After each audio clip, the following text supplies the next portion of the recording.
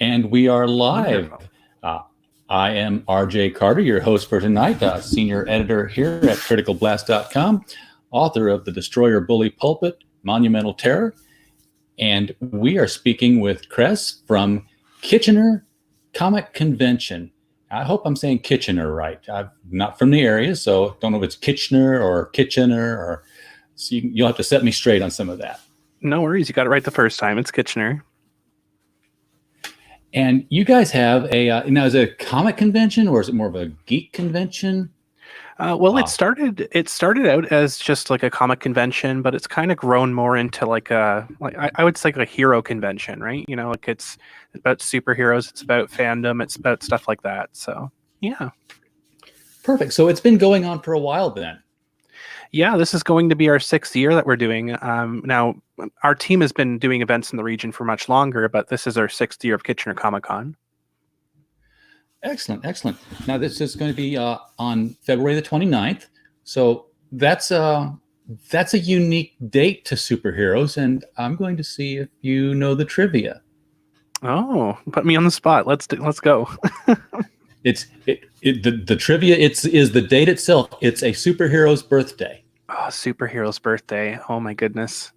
Now, if Ron was here, I'm sure that he would know. He's running a bit late, but I think I might miss out on this one. Well, I won't hold you in suspense, but it's very much canon in the Silver Age and post-Crisis Age, at least, that February the 29th is Superman's birthday.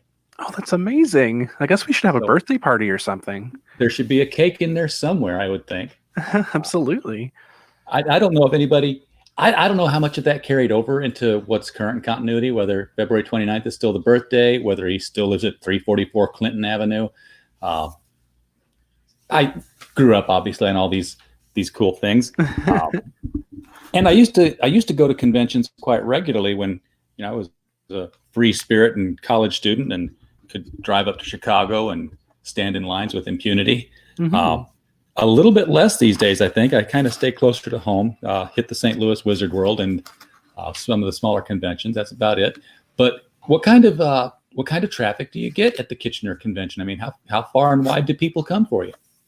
Well, it's been very interesting. I mean, we have in Ontario, Canada here, we have quite a few big conventions, right? Some pretty famous ones. So, and out our way, up until a few years ago, we didn't really have anything. I mean, there was Con-G that closed down about 6 or 7 years ago, kind of left a void in this area here. We have the Forest City Comic Con in London. So you would think that in Kitchener-Waterloo, because we have a huge population here between Waterloo, Kitchener, Cambridge, and Guelph. And nothing's really caught on here, right? Because the region's it has a very long memory about stuff, right? So you want to make sure that they want to make sure that they're going to something that they have value in. So our draw when we first started our Comic-Con, based on our previous ones, we had like little mini conventions, little things like that, about maximum 500-600 people. So we had no idea what we were going to start with. So when we started Kitchener Comic Con, it was a real surprise. When we started that one up, it was about 3,000. We had our first year, and that's a huge jump. Yeah. And our most recent year, so year 5, we just did over 12,000. So. And how do you go about? I've never actually had to organize a convention. Now, I've assisted with a local science fiction convention as a guest and run some panels, but I don't have to go through all the heavy lifting of putting the thing together and contacting guests and scheduling people's arrivals. How long is a process that this takes? It's actually like I always joke about it and say that we're always working about 380 days a year. Yeah. Because it's literally something that, like, even right now, like, because we finished planning and now we're just doing all the fine tuning for this year's event, and we've already spent about a month's worth of planning for next year's event already. And so we're already reaching out for guests for next year, trying to figure out what we're going to be doing for next year, etc. Because if we're growing bigger, we might have to look at moving venues, and all that stuff is another headache on top of it. But it's literally an all year round job for when you're organizing a convention, and it's something that you never really put down. It's always stuff that you keep moving. So it's a bit of an organized chaos, but it's nice. Now, if somebody wanted to do a fan convention in a place that didn't have one, what kind of lessons could they take from what you guys have done? I mean, first of all, it's not just, renting the local Lions Hall for 25 bucks a day and bringing in some old comic books. What kind of a budget do you have to have without getting into, proprietary details and such? No, of course. I honestly, for people who are looking to start up, it's definitely something that you're going to be losing money on for the first couple of years at least. What you need to do on it, and what I would suggest doing, is build a community first, and then let your community into like the stuff that you're doing. So when we first started out, we started doing like cosplay picnics. We started doing community events, started to get people excited about doing things here and there. And then we did like little mini conventions, little one-day pop-up conventions. We had people come in and basically just swap meet type of stuff, rent a table for 25 bucks kind of thing, and they could sell what they want at their tables, and then kind of get the community used to that sort of thing, especially if you don't have that event near you, or if you have like a really big event near you, but you're like an hour or two away. So people are kind of familiar with it. But because when that happens, honestly, it's a curse and a benefit, because you have people that are excited about, say, Fan Expo, for example. Like they know that, or they know PAX East, or they know San Diego Comic-Con, and they expect that when they have that name in front of them. So when you're not delivering huge names, then they kind of get disappointed in the product. But if you're kind of showing them year over year that you're taking the steps to get better, then you kind of have that trust built up, and then you're kind of managing your budget accordingly, and then eventually you can take a big step. I mean, we're going into our 6th year now. From year 5 to 6, we're looking at a big step up in the budget. But I think this was the year, because people were getting hungry for more, and our region here had been a little bit harder to take on to events, because we have Oktoberfest, we have Blues Fest, we have all sorts of really huge things that are here, and so they're expecting really big, like bombastic type of stuff. And so when we're bringing in celebrities who haven't been around for a number of years and who don't really make con circuits, it's an interesting little cozy thing, but it's not like something that breaks the boardwalk type of thing, So when we went and broke the bank for a big name guest this year, it was kind of we're going to make a statement this year, and we're gonna build from that. So it takes a little bit of work. You might lose a little bit of money to start, but honestly, if you put enough work and love into it, the community is going to get back to you. All right. Well, I was going to ask, and I'm still going to ask, how you go about deciding what names to bring to your convention, and who was the first that you would say is your first true name guest that you had at a Kitchener Con? Well, that's a very good one. Honestly, I would say, like, the way that we look at it, and everyone's different, right? So the way that we look at it, we look at the right fit for our region, for our area. So when we started up Kitchener Comic-Con, we wanted to showcase local talent. We wanted to showcase Canadian talent, etc. So we were looking for for people that the local people would know, or they were on television when we grew up as kids. So kind of things like that. So I think a couple of the biggest quote unquote names that we've had. There was the actor who did a bunch of like children's TV shows, like game shows. It was Scott Yaffe. He did the famous, I think it was Nickelodeon in Canada anyways, the game show Uh-Oh. And he's a fantastic person, fantastic personality, really larger than life in terms of a performer. And so he was one of our larger names, but probably not well known outside of our sphere of things up here in Canada. But he did a live action Uh-Oh game show at the event, so that was absolutely fantastic. People loved that. And so we were looking at a couple of different things. We had his name escapes me right now, but he was the body double for El Diablo in Suicide Squad. We had him. He was a wonderful person as well. A really nice guy. But we kind of stick to before we kind of stuck to local celebrities, local actors, local artists, and give them a platform. And we still do now. We still want to give them a platform, but now we're looking at bringing in bigger value names to get more people wowed in the convention and get things rolling a little bit more. And we still have the local cosplayers, the local artists, and we want to put them on the same pedestal as the bigger guests too, and treat everyone like a big family. All right, that's very cool, because I love reaching out to the local people and letting congoers know that, hey, did you know that there are people right here in your community that are contributing to this culture that we love so much. and to give them an opportunity where they don't have to travel all the way to like a Dragon Con or a San Diego Comic Con, and they can, get to meet their local fans.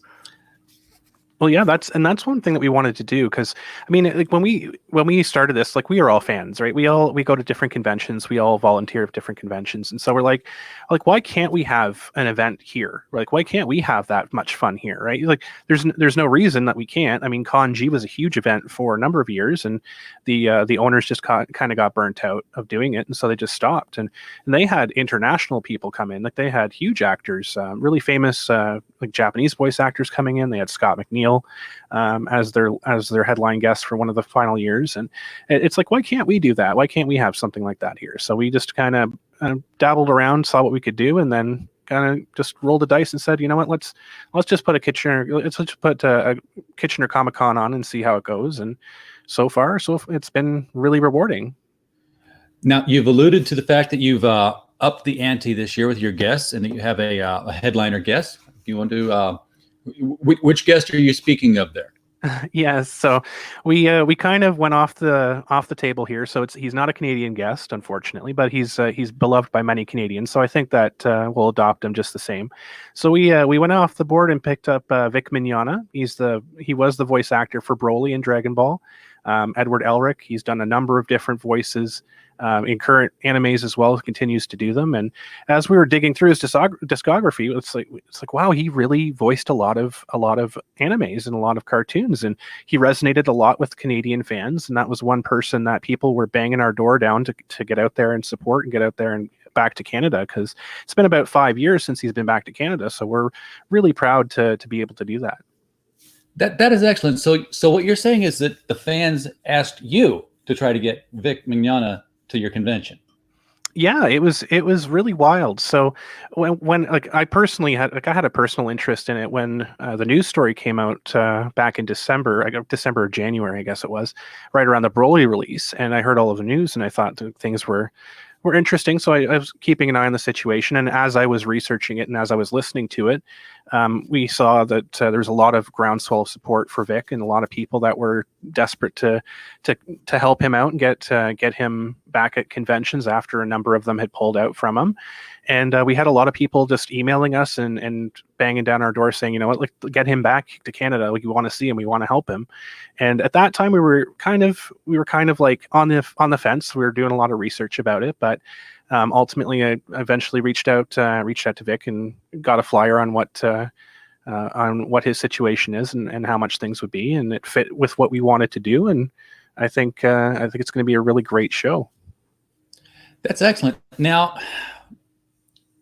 obviously, there's a very polarizing issue with Vic Mignogna going on. And before I get into that, we have a Mr. Hop joining in here. Excellent. I'm going to assume he's with you guys, so I'm going to add him to the stream. There he is. Let's see how this works out for us.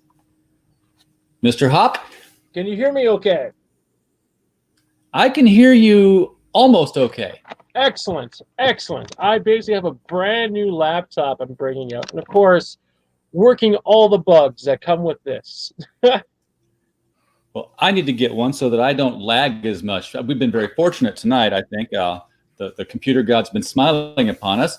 Excellent. And Cress and I were just talking about your headliner.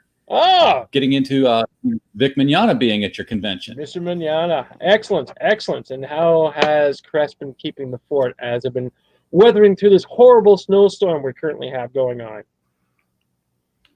You're in Canada. Don't you have snow all the time? That's what we think down here. Well, usually in June, it's a lot less, but around the heavier seasons, when the great fireball in the sky dissipates, we have to do what we have to. Plus, on top of that, when the great fireball once again descends into the river of the unknown, it gets a lot more colder and a lot more snow. So basically, we're dealing with, normal weather up here, but however, when it comes down to the vehicles and other things that go around, it gets a little bit more dynamic.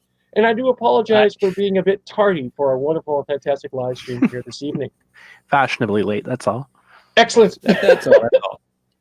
So excellent. I'm going to go out on a limb here, and I'm going to guess that after your fans asked you to try to get Vic, and you announced that Vic was going to be there, oh yeah, you probably got pushback. Oh, clap back, push back, thrown down, got back up. Basically, every major injury we could possibly think of happens. Well, literally and theoretically.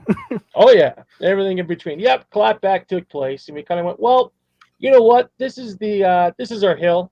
Vic is our guy, and we're going to keep moving forward. If we have to put an event in a garage, we'll do as such. But however, we're not going to step back from our commitments and our contract obligations.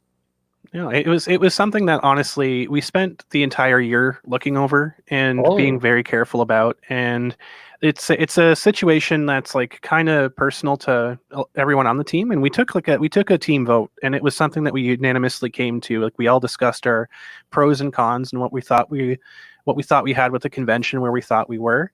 And we all agreed that this is something that we should do because it's the right thing to do, and it should be something that we do because it's the next step that our convention needs to take. Oh yeah.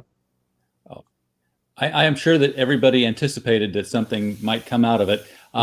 With having 6 conventions under your belt, 6. Have you ever encountered anything like this before? Well, okay, 6 years of kitchen. That's right. Absolutely correct, sir. Myself, I've been running conventions in Southern Ontario for the last 15 years. Well, then an even more informed opinion then Oh yeah, can come from you.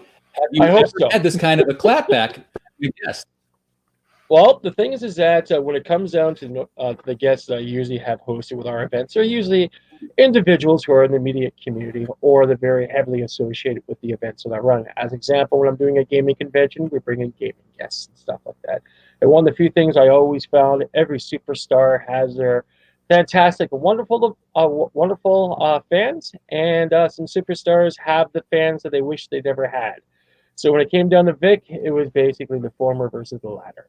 And when it comes down to it, once again, we're very committed to have Vic with us. And the thing is that after, as Cress has mentioned, we did a full year of research. And the thing about both Cress and myself, we're basically 2 sides of the same coin, but we do come from 2 different directions. And the thing is that it was quite odd when Cress and I both came up with the exact same opinion, and as well as research. So the thing is that when it comes down to Vic, we figured we had one of the best guests we could possibly get and move forward with that. And as I said before, getting clapped back, the thing is that, again, when it comes down to it, we're expecting some, but not some of the craziness that's currently happening online recently. And but it was to be expected.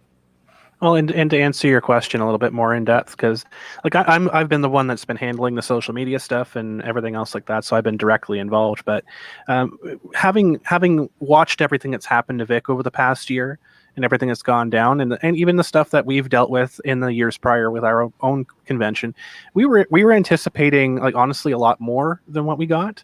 It was something we kind of over prepared for, but no, it was basically exactly as we expected in terms of the stories coming out, the narratives coming out, the different things, because it's been stuff that's been said time and time and time and time again, and people that don't have tabs on this, like, they would be surprised by it, absolutely. But we've been watching this since day 0, and it's something that's like, okay, well, we see this is the way that they attack this convention, this is the way that they attack that convention. There's a methodical process to it, and how do we prepare for that? So, like, I mean, not to pat myself on the back, but I think the entire team has done a really good job at handling the situation, and we're still pushing forward without letting any distractions get in the way. Mm-hmm. So did you have to do anything different for security? Because you have to have security at every convention. No, absolutely. So this year we're actually we're stepping up security, mostly because, like, we're not anticipating anything going wrong. We're just anticipating a large amount of people. So, like, last year we had 12,000. With all of this, we're getting requests from, like, literally all over the world for tickets, for ways in, for directions, things like that. So we have literally no idea what our attendance is going to be like this year. So we're stepping up security as such. So we have additional security that's going to be on our staff. We're getting additional security from City Hall, and we have the Waterloo Regional Police Department involved as well. So they're going to be on site to have a presence. That's excellent stuff. Now, you can't give him the answer because we already discussed it, but Mr. Hop, I mentioned to Crest that you guys are having the convention starting on February 29th, and it's a superhero convention. Yep. Do you know the trivia behind February 29th and superheroes? There's a lot. Which ones are you currently talking about? There's a birthday. There's a birthday. There's lots of birthdays, man.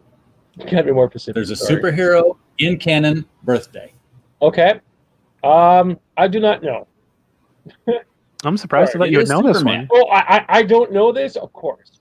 How many comic book characters are in the whole comic book mass universe? A lot, right? So What's a famous one? There are a lot. Famous. Oh, that's fantastic. A famous one and a pool of other famous ones. And a sea, a magnificent sea of fantastic and wonderful characters.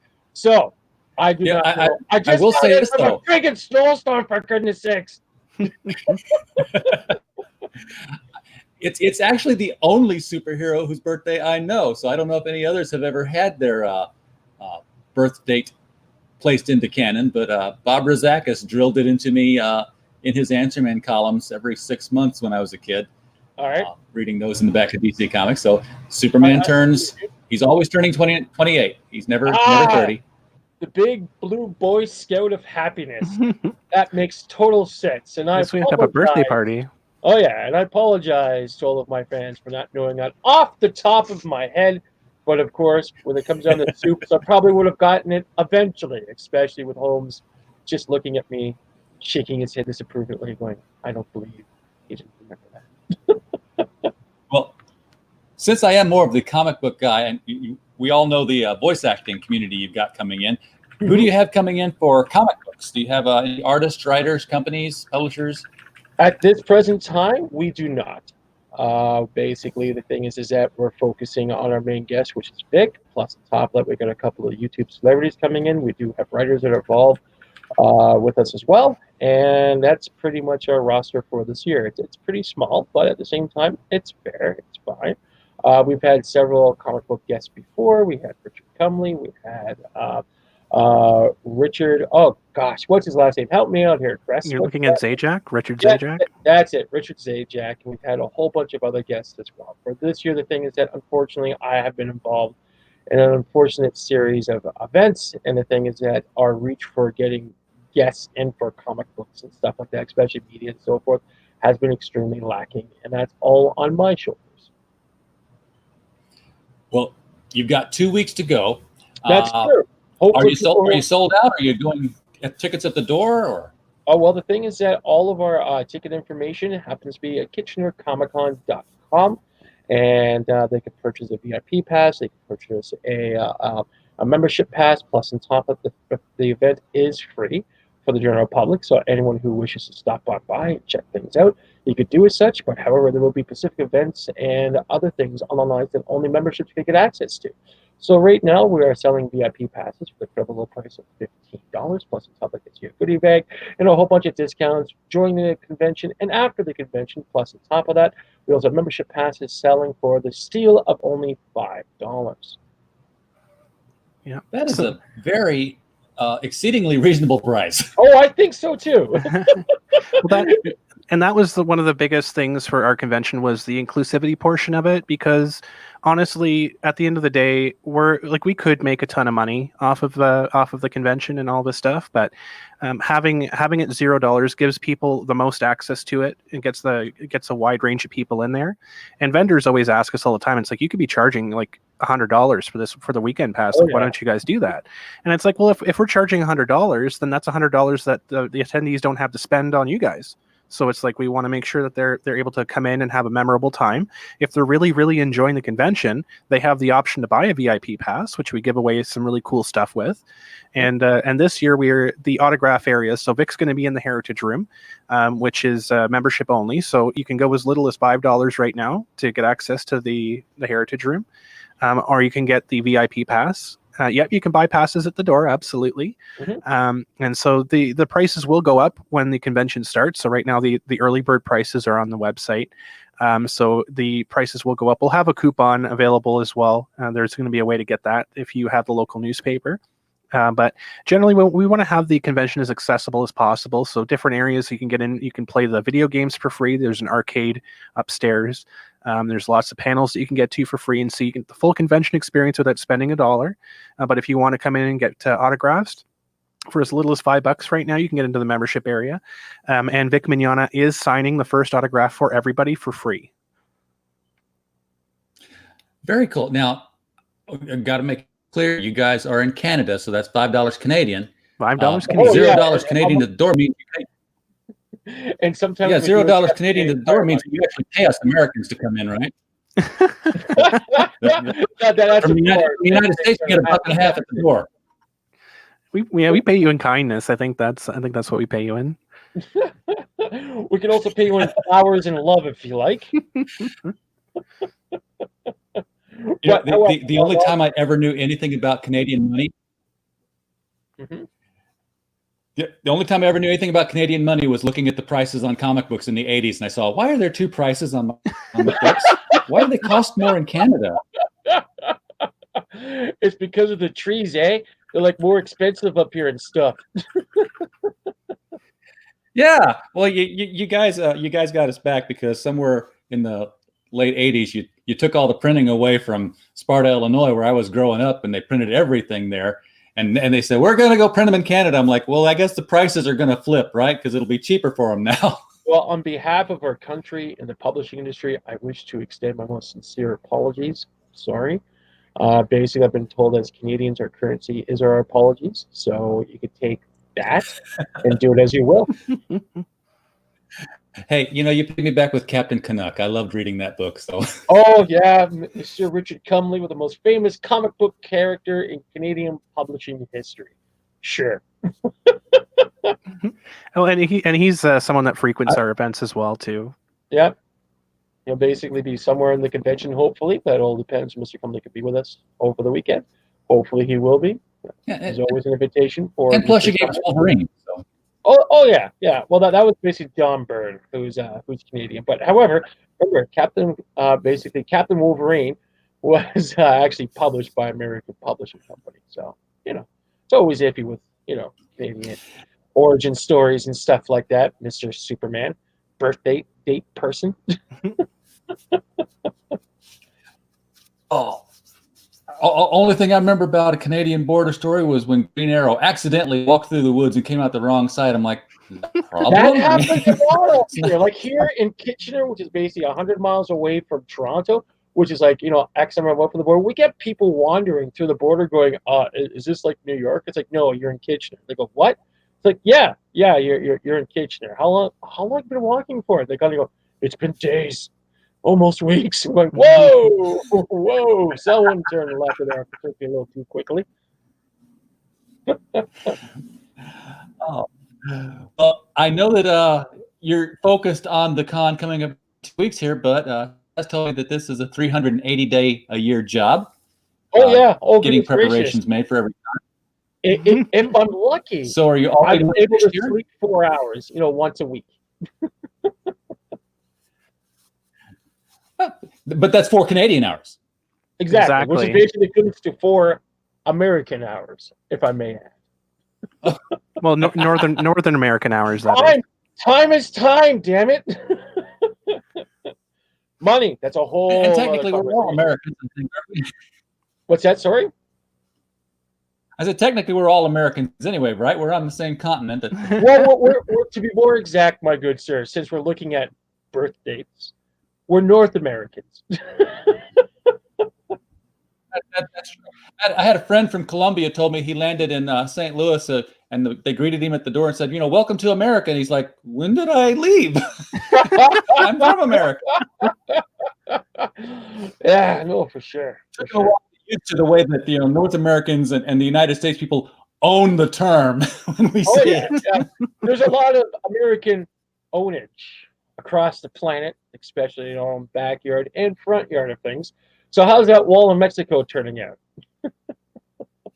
You know what? I think it's Lego. Lego! Sure. Oh, gotta be careful.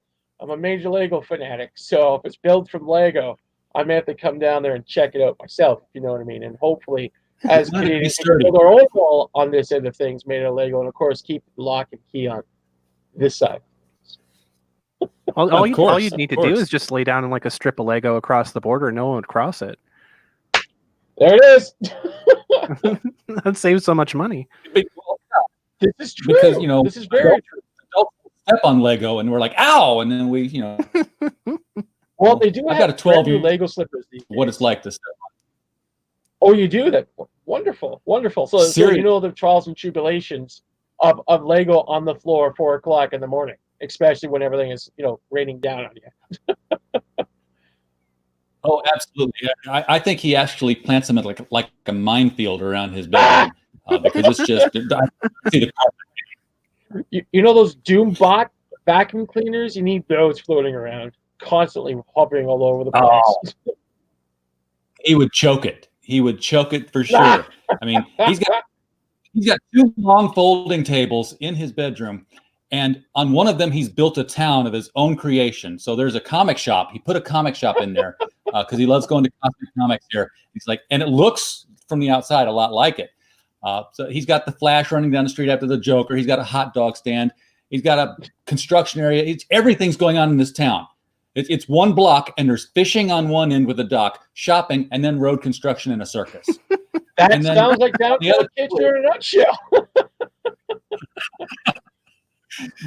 And then on the other table, he's got everything he opened up for Christmas, which was like the Avengers Plaza, the Ultimate Batmobile. I forget everything he's got over there. He's built a rock stadium there and had a motocross event going on while a band was playing. The kids just loving Lego, and I love it because I didn't get to play with them when I was a kid, and now I can go out and spend god awful amounts of money on things that say that's the god awful money. And it sounds like he has like the safest city in North America right now. All those superheroes protecting him. He does. You know, on topic of Lego, and I'm sorry to go on a tangent here, but I was at work, you know, at the day job a couple of days ago, and a security firm with artificial intelligence software was there in the cafeteria with this Lego display on a folding table, and yeah, it was construction and power lines and trees, and it was all built in Lego, and a Lego tower with a real camera pointed down at the scene, and the camera was going to the big screen TV at the end of the table, and it basically had facial recognition in the software. They had scanned all the minifigures, so you know it knew that this minifigure was Jim, this one was Bob, this one was Dale, and the AI software was looking for safety hazards, and they said that look, Jim is of an Earth movement, and Dale's not wearing his hard hat. And it was just fascinating that they were using Lego to communicate this to companies to sell their AI safety software. I'm trying to get an interview with them to get in depth on that, but I haven't heard back yet. They said they'd get back with me on it. That's wild. That's both crazy and scary all rolled into one. Hey, look, little Lego person, you ain't wearing your safety helmet. You might want to get it. You know, the Lego person just stares at the camera like a real person would do. Kind of go, what? your hat. You need to wear it. But I have to take off my hair first. Exactly. And the thing is that how is the security camera, you know, dividing everyone up? Like, is it because of the different colors of the clothing that they're wearing, or the different colors of the actual toy? Like, very interesting questions are being asked here. If you know what I mean. Well, he'll get called into the Lego foreman's office later. Oh, the Lego foreman was the one standing on the Earth motor, so he's getting his own little. So you guys should have like a big Lego room there at Kitchener 2020 so people Wait can a second, hold on. Things at a hard stop just for a second. A Lego room? I'm just no way, not at Kitchener Comic-Con. Why? Because we're engaging with our 6th annual Lego party, where children will come in, play with Lego for free. We'll have free Lego cake given away. We'll have a whole bunch of really cool Lego stuff going around. As a matter of fact, back 3 months ago, I bought little Lego pillows for the kids. So, yeah, we got that going on. okay. Oh, yeah. I've got a road trip. Exactly. I'm still Pack trying to it up, bring down your Lego, and we'll have a fun time with everyone. Plus, on top of that, something in our Titans of Tomorrow area. Basically, we're also going to have like crafts for the kids. They can make like superhero masks. They can basically make a whole bunch of cool stuff that's there. 3D little plunky things they used to have back in in preschool, stuff like that. Like we have a very, very genuine, very, very cool kids area where kids can come in, get involved in a very cool, creative aspect, and just get engaged with what we do. Okay, now hold on just a Yep. second. Oh, and it's free. That's where I was going. So you gotta come to Kitchener with the Lego child and have some fun with us, especially with the kids. It's really a good time. It's one of the few things I look forward to every single year because basically the kids get out there, they get very creative, complete mess, which is awesome, and it's very high again creative for all the kids there. And plus, it's how they show up with their fantastic costumes, which we have on our Facebook page. And it's like, in all honesty, the thing is that I said before, I'm doing conventions for the last 15 years. Between Crest, myself, and our team, we really built that convention that we wanted to go to. At the same time here, when it comes to the larger shows, in my most humble opinion, a lot of executives, I honestly think, have forgotten what got them there in the first place. And the thing is that one of the few things at Kitchener Comic Con that we won't do is forget stuff such as that. Yeah, so it's just to build on what Ron's saying here. It's like it's something that we've noticed that it's the convention community at large. I mean, most conventions at large, it's been more of a corporate push because it takes a lot of money, it takes a lot of time, and so it's easier for big corporations and things like that to just throw money at things and then just crank out as many guests as they can into a giant room with as many vendors as they can and then process the attendees through, right? So it kind of lost a little bit of its soul, like a heart and soul. And so we wanted to bring back what conventions were. We wanted to do that. And it's honestly something that you notice when you run a convention. It's a lot of hustle and bustle. It's a lot of headaches, but it really hits you when you start the convention and you have that little kid there, like that 6 or 7 year old, and they see their favorite superhero or supervillain and their eyes just light up because it's real for them at that point. And at that point, it's just like you realize that's what matters. Like it doesn't, like all this other stuff, it's great, but like you're building the next generation of fans. Like to see kids walking around with their grandparents and they're both reading comic books, like that's what it's all about. And at the top, let me just, no pun intended, hop in here for a really quick second. Myself, I've been involved in the entertainment industry for quite a long time now. And adjacent to all of this, the thing is, after a while, when you start working with things, certain things just doesn't really get to you anymore. Like, as an example, when you're watching or basically taking in a wonderful painting, sometimes you lose the actual logistic aspects behind the creativity aspect. But I'm going to tell you a little quick story here that completely melted my heart. As I'm running around like an idiot trying to stamp out fires and stuff like that, well, major convention runners do, I basically took in this small little child. She's at, what 5, maybe 4? And one of the few things that goes on at Kitchener Comic Con, we have this guy named Steve, and Steve has built pretty much a replica R2-D2 unit. And the thing is, of course, he drives around like all the beeps and whistles, and it's really cool. Again, pictures at our Facebook page. And the thing is that this little kid ran up to this R2-D2 unit, put her arms around it, and said, "Look, Mommy, I told you it was real."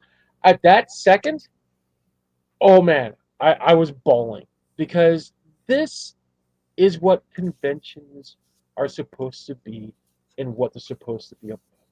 It's not about us older kids, it's about the younger kids.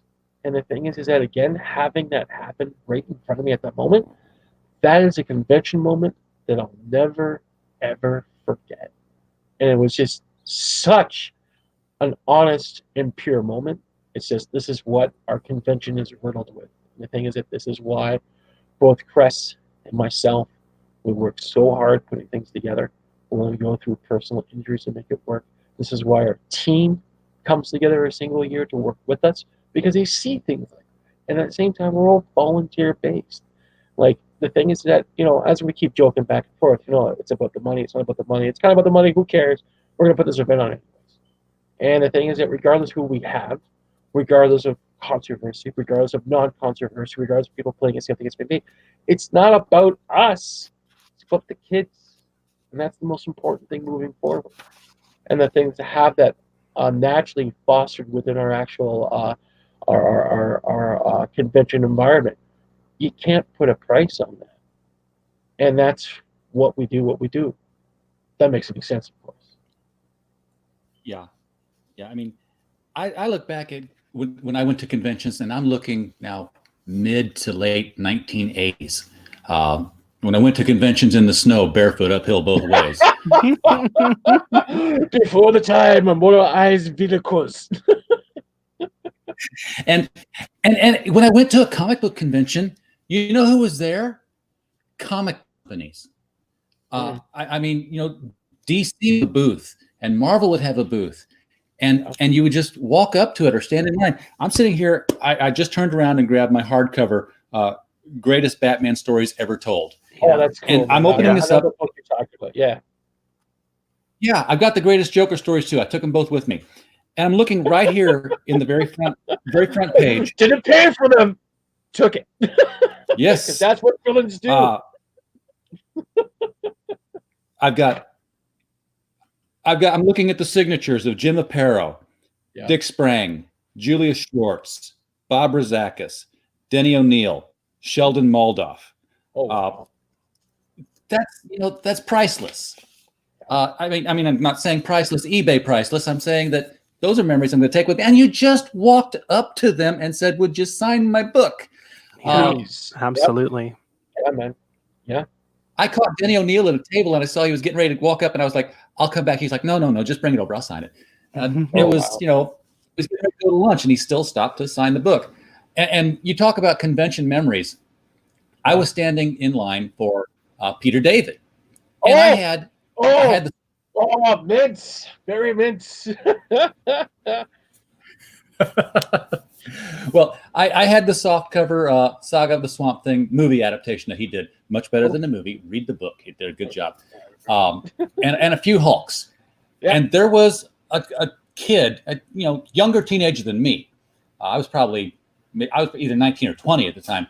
He must have had every Hulk that Peter David had ever written in a stack as tall as him.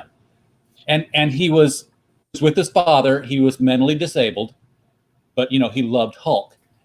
And he just plopped that thing down. Peter David signed the first 10 issues, took the next guy in line, signed another 10 issues, took the next guy in line, and he kept doing that until that kid had every single one of his Hulk books signed.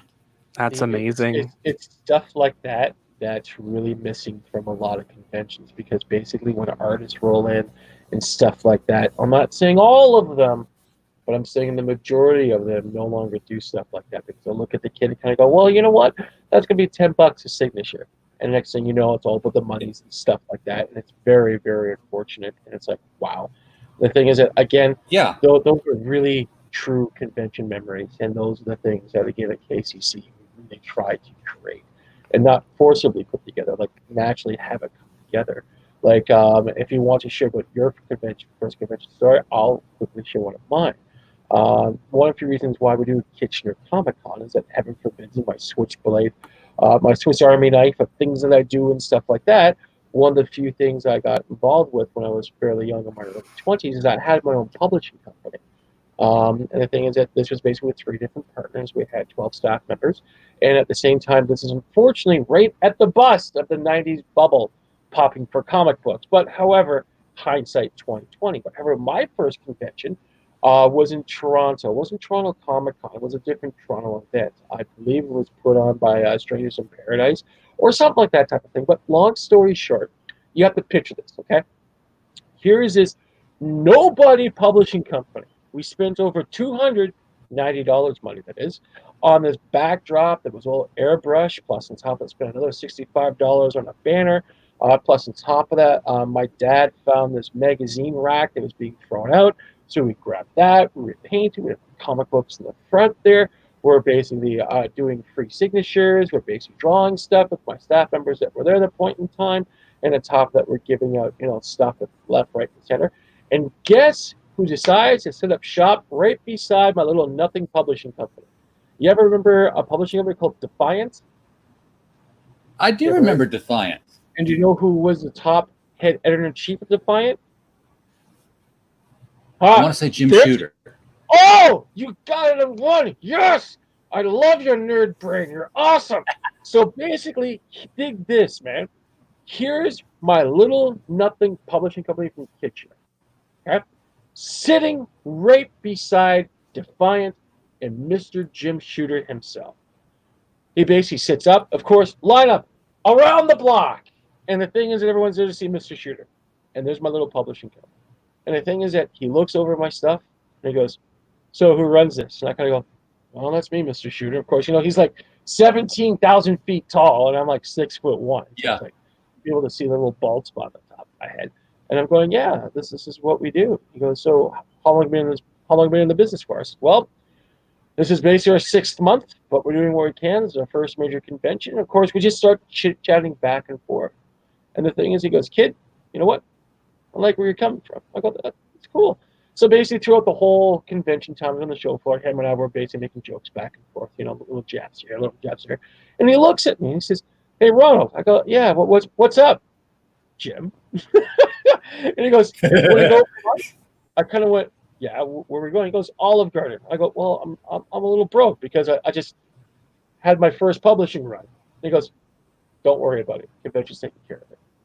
So basically, here I am, rubbing elbows with Jim friggin' Shooter, going to the friggin' Art and Garden and just talking about comic book stuff, like basically the back history, the actual psychology aspect behind it, plus on top of that, a whole bunch of cool stuff. And it's like, my God, that was a really cool convention moment for yours truly. So it's like, wow. I just wish people did that more often.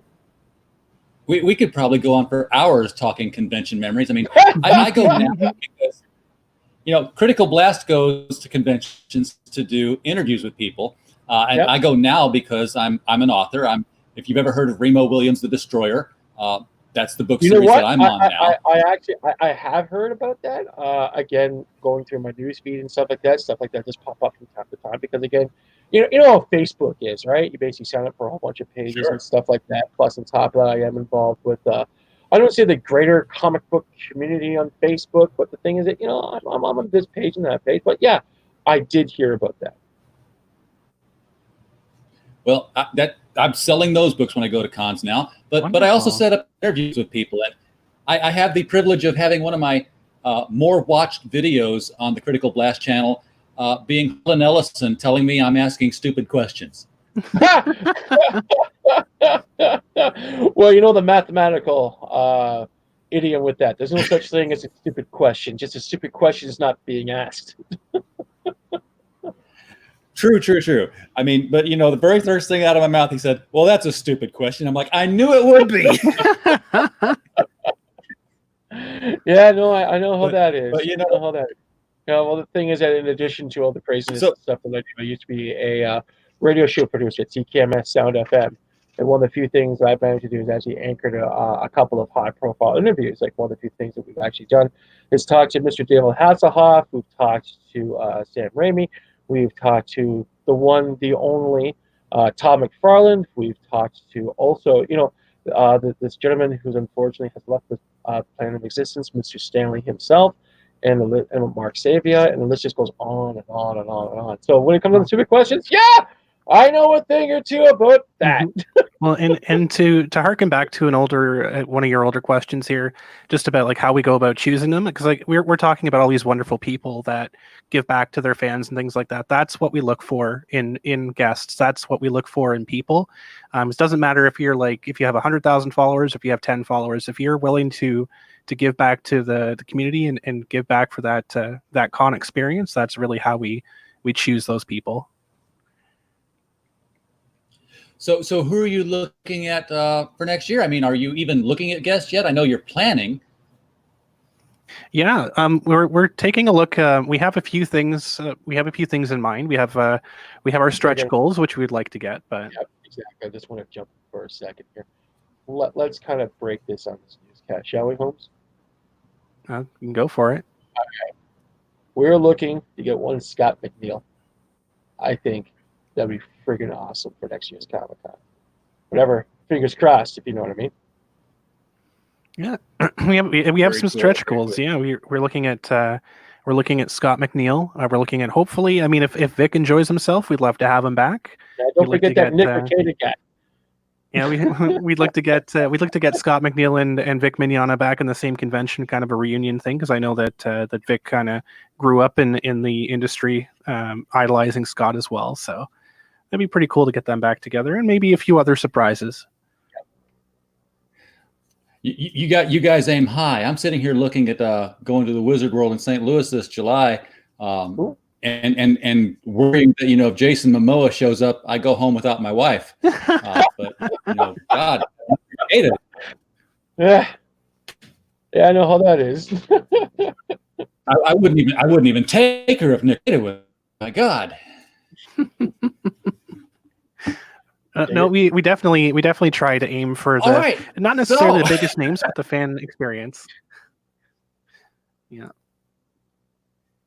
exactly. Well, it sounds like everyone's gonna have a great time there, and you can't beat the price. I will tell you that now. Well, the thing is, it's almost worth the plane ticket. Yeah, well, I guess definitely. before we really encourage people to buy a VIP pass or membership pass, because those dollars really help us get our guests and stuff like that. But however, the thing is that that's not our central focus. Our central focus is basically for the kids and people to come in and, heaven forbids, have a great time. Very, very cool. Well, for everybody who's watching this on the replay, you can find KitchenerCon at the link below in the description.